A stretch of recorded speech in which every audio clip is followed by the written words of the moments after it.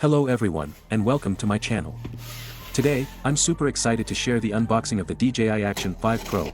After a lot of research, comparing features, and watching countless videos about action cameras, I finally decided this is the one for me. I ordered it directly from DJI's official website, and surprisingly, it arrived in just 3 days, even though the estimated delivery time was a week.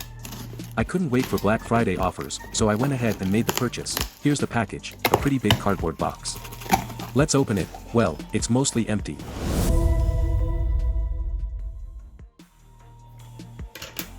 Inside, there's a very sleek package holding the DJI Action 5 Pro. I opted for the Adventure combo instead of buying extra batteries and the case separately, which I felt would be more expensive. I knew I'd need more battery life, so this combo made the most sense.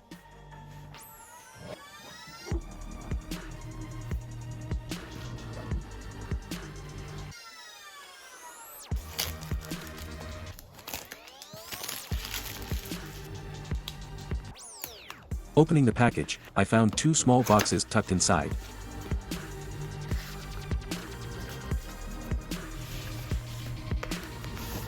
Oh, and there's the selfie stick, hiding in a corner. Honestly, the selfie stick feels very premium, definitely better than the one from Insta360. It has a nice look and feel and even features a small slot for a lanyard, which is a thoughtful addition.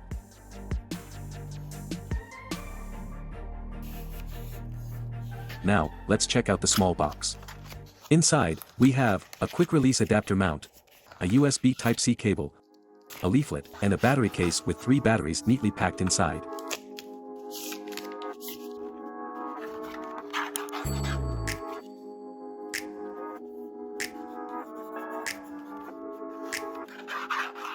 The battery case is honestly one of the main reasons I chose this camera. It's so sleek and portable. I often find myself overloaded with accessories like spare batteries for my drone, Insta360, power banks, and cables. This time, I wanted something compact and easy to manage. DJI nailed it with this design. Other DJI products, like the Mini 3 Pro's battery case, could really use this level of sleekness. Finally, let's get to the other box. First, I noticed the horizontal vertical protective frame, which feels solid but plastic. There's also a curved adhesive base. I'm not entirely sure how I'll use this yet, but I'll figure it out later.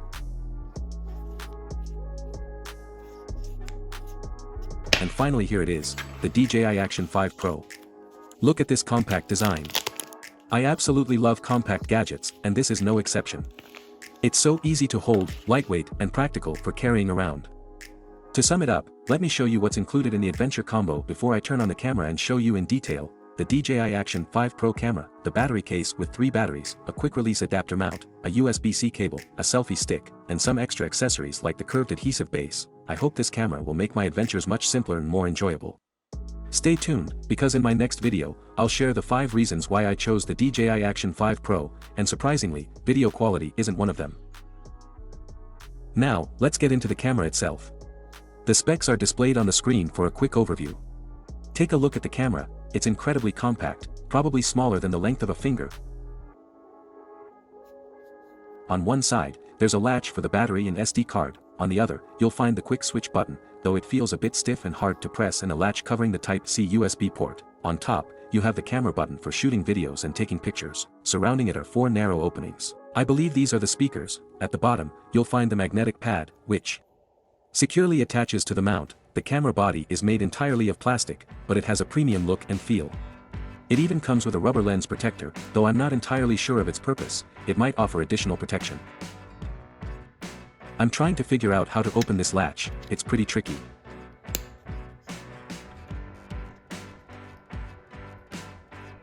Finally, I got it open. On one side you insert the battery, and on the other side there's a USB Type-C port, and I think you can remove the cover to insert the audio adapter. The battery design is sleek and feels premium, just like the rest of the camera. Next, let's try out the mount. It has a strong magnetic attachment, which feels very secure. Even if unknowingly you don't attach the mount properly, the magnet is powerful enough to hold the camera in place. The mount itself is made of plastic, but the hinge mechanism and camera hold are made of metal, which adds durability. Interestingly, the mount is polarized. It will only attach the camera on the correct side. If you try to attach it the wrong way, the magnets will repel, making it foolproof.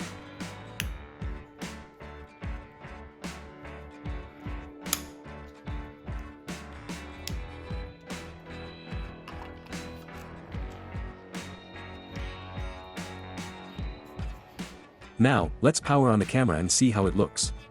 I'll quickly go through the setup process to get it ready.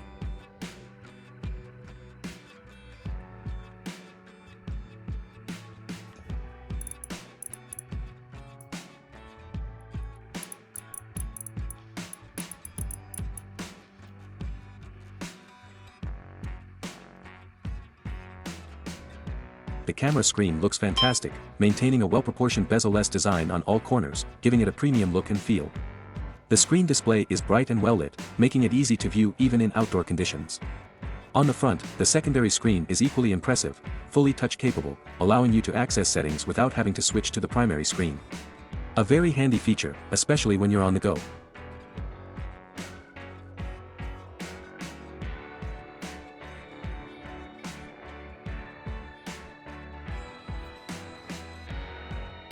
This camera comes with 4 EIS stabilization modes: Rocksteady, Rocksteady Plus, Horizontal Balancing, Horizontal Steady. After testing them, I find horizontal balancing to be amazing, but it does have its drawbacks. For most of my vlogging, I'll probably stick with Rocksteady, as it strikes a good balance between stabilization and performance.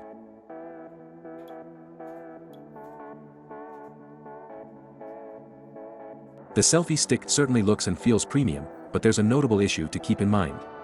Due to the combined weight of the frame and camera, the stick tends to bend slightly when fully extended. This makes it feel a bit fragile, and I suspect it could break if handled roughly. If you're planning to use the selfie stick, I'd recommend avoiding extending it to its full length, unless you specifically need to capture vertical shots. It's better to play it safe and avoid putting too much strain on the stick.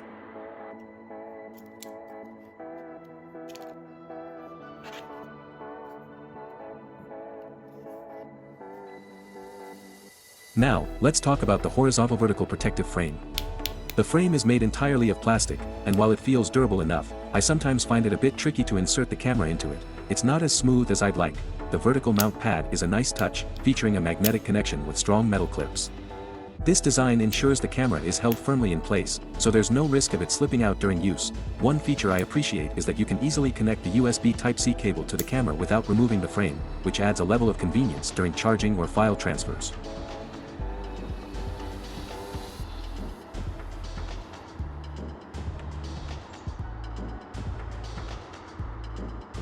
If you're considering buying this camera specifically for vlogging, I'd honestly recommend going for the DJI Osmo Pocket 3 instead. It's simply a better option for vloggers. I realized this just now, and I'll explain my reasons in an upcoming video. Before we wrap up, let me show you some initial footage taken at different times of the day, so you can see how this camera performs in real-world conditions. If you found this video helpful, please don't forget to like, share, and subscribe. Your support keeps the channel going. I'll see you in the next video. Until then, take care and happy exploring.